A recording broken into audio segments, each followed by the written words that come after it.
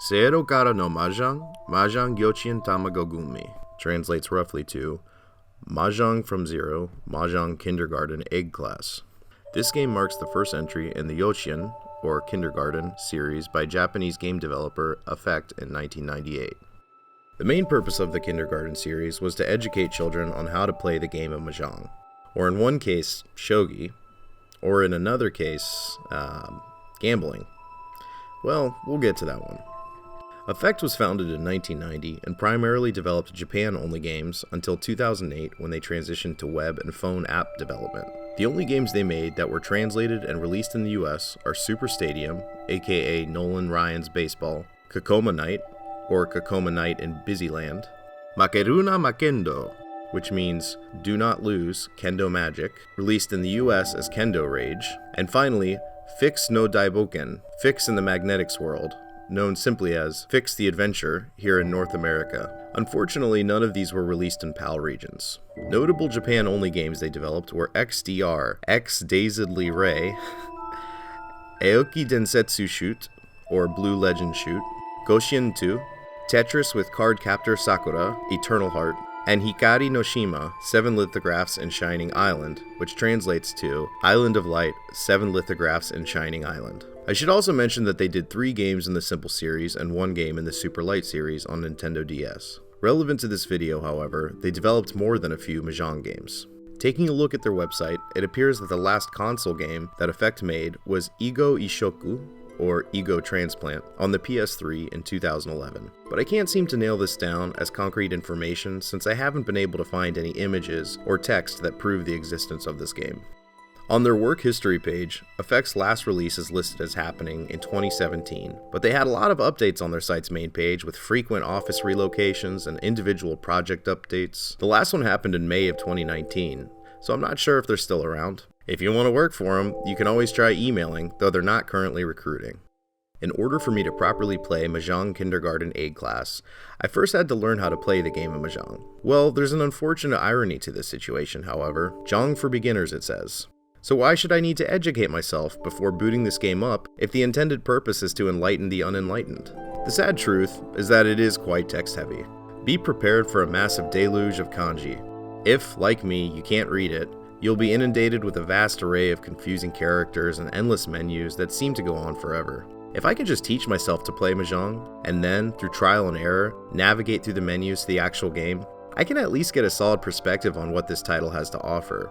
Obviously, I won't be able to give any sort of critique on their methods of education or necessary information that might be lacking, but I am on board to see some weird menu illustrations, hear some interesting music, and play some dang Mahjong. What is Mahjong, you ask? Well, I had previously been wondering the same thing myself. The PlayStation has a stupid amount of Mahjong titles, which we will be visiting every single one of eventually, so I figured before I even bother with the first one, I should go ahead and purchase a Mahjong set and learn to play. And it'll be the same thing with Shogi and Ego, by the way. Sheesh man, what have I gotten myself into? So I bought the cheapest set I could find online. Most of the ones I found are pretty expensive. And when the package arrived, I realized how small the set actually was. It's tiny. The tiles are less than an inch on their longest side. I guess this explains the price. Seeing people play online, it looks like proper sets are usually much larger than this. Speaking of which, I want to quickly mention the main video used for my crash course education in Mahjong by Alpaca Alex. She gives such an easy to understand explanation of the whole thing, and I couldn't have made this without her. It's concise and skips over unnecessary nuances to at least give you a firm grasp of the basics in the game.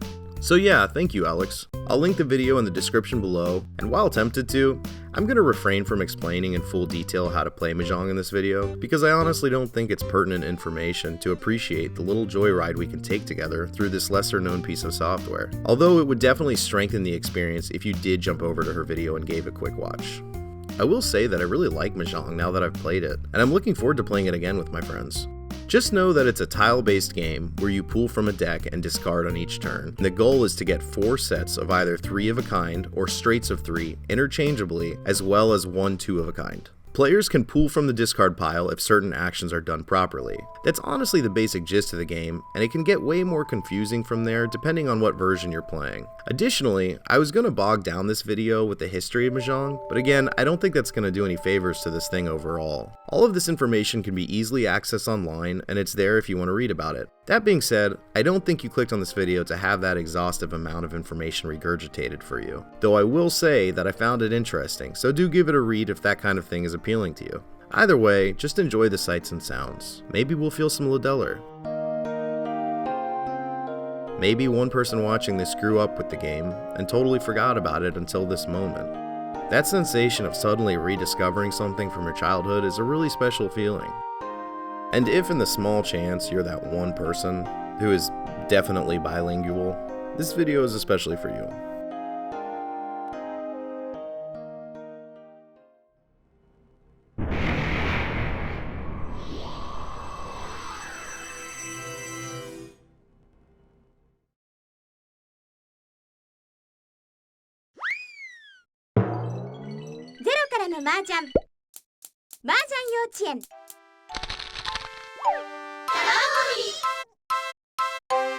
The first thing to note here is the overall aesthetic. It's consistent and I like it. A lot of times it feels like developers put out content for children and sort of go halfway on the overall presentation because they assume that kids don't care. This game, however, comes out of the gate donned in full clown makeup and settles nicely into an inflatable bounce house. Between the colors, the characters, and the music, it's clear that the developers chose a specific theme and stuck to it. In fact, this cohesion is so fleshed out that you could easily convince me that this was a licensed game from a television show or a comic, but no, I'm pretty sure that Effect just created this world for this game. And I love the centralized idea of the egg and chick that the game sticks to. It represents birth of knowledge, learning new things. The idea is to hatch and grow through taught lessons and experience. It's simple and on the nose, but I love it. Getting more specific here, there's a basic module that you'll visit. A very pleasant sounding person reads an ungodly amount of instructional text with a few visuals here and there.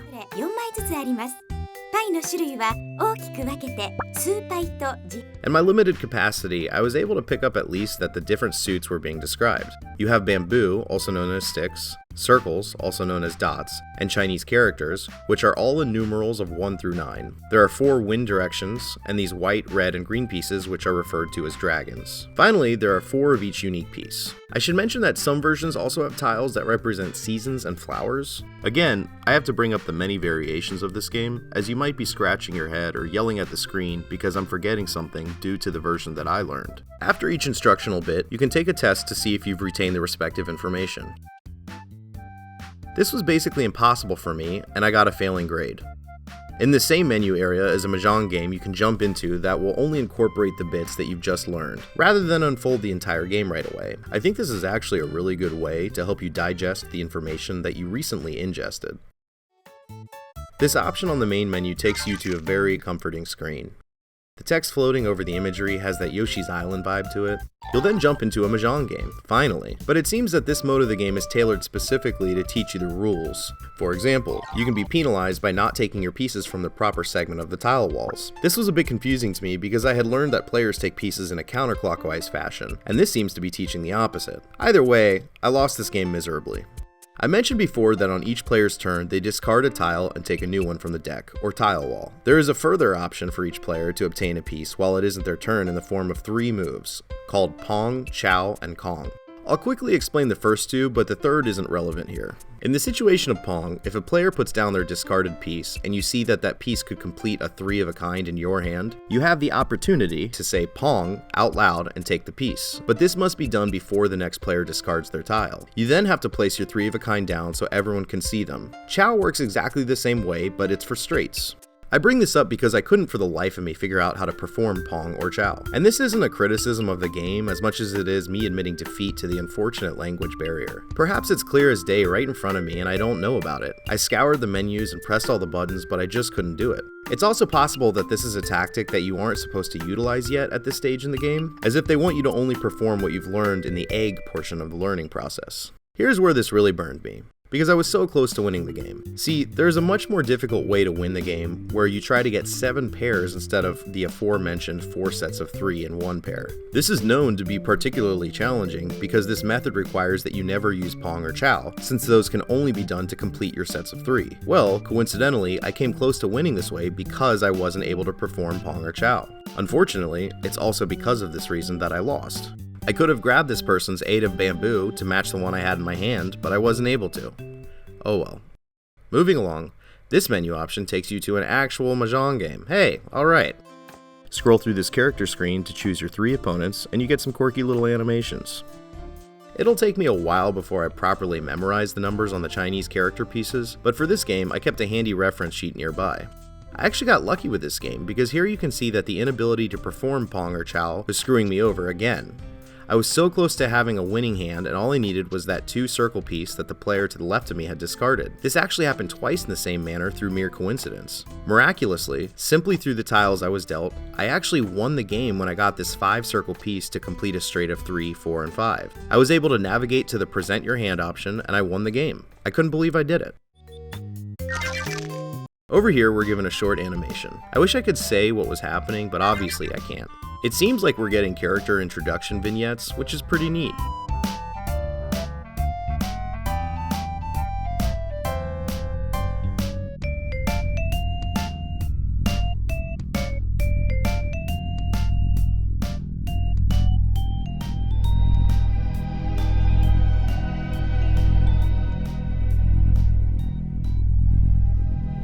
After that is a short slideshow with pictures of real people. So, now my interest is definitely piqued.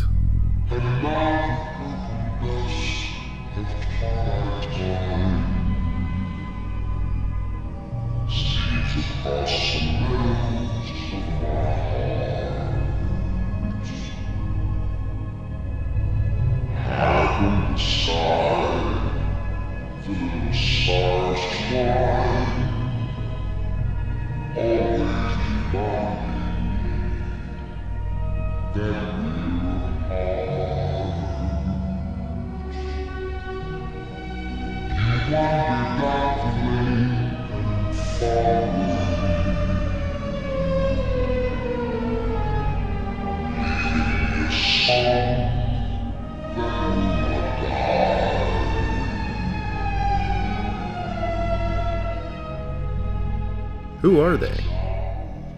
Are they people that worked on the game, or are we seeing real-life professional Mahjong players? You think they're alive? Either way, I like the mystery of it all. There's something kind of eerie about it. It's hard to describe.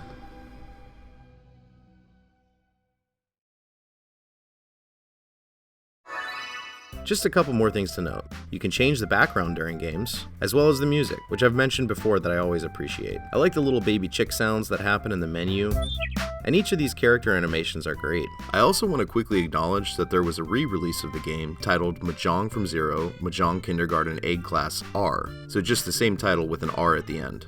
I have no idea what was added to this version, as I can't find any information. If you know anything about this, please let us know. I like to be as thorough as possible when covering this. Unless this ever gets translated, which I sincerely doubt will happen, I don't think I'll ever be able to really dive into the higher tier stages of this quirky little game, which is sad. Overall, there is a cohesive charm to this piece of children's edutainment, and I totally adore it. If you play Mahjong, I definitely recommend that you check this game out. If you don't play Mahjong, but are bored with life, I recommend you learn to play and then check this game out. Or don't do the latter, but still do the former. Or don't do either, but still be good to people. Bye.